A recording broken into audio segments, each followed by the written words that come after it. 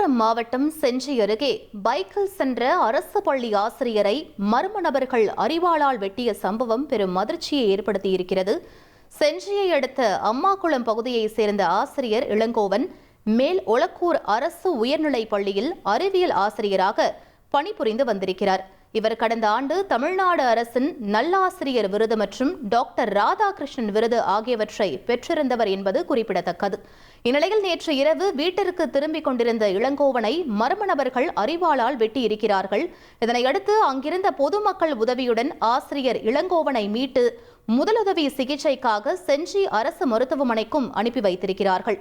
மேலும் இந்த சம்பவம் பெரும் பரபரப்பை ஏற்படுத்தி இருக்கக்கூடிய நிலையில் ஆசிரியர் மீது தாக்குதல் நடத்திய சம்பவம் குறித்து தற்போது போலீசார் தீவிர விசாரணையும் மேற்கொண்டு வருகிறார்கள். முக்கிய செய்தியாக பார்த்துக் கொண்டிருக்கிறோம். 1,26,00,000 மனங்களை வென்ற தந்தி டிவி யூடியூப் சேனல். தவிர்க்க முடியாத தம்ப்நெயில்ஸ், கலக்கலான கான்டென்ட்ஸ். நீங்களும் இந்த குடும்பத்தில் இணைய இப்பவே சப்ஸ்கிரைப் பண்ணுங்க. அசுரபலம் கொண்ட எங்கள் டிஜிட்டல் கரங்களில் உங்கள் விளம்பரங்களை சேர்க்க வாட்ஸ்அப் பண்ணுங்க.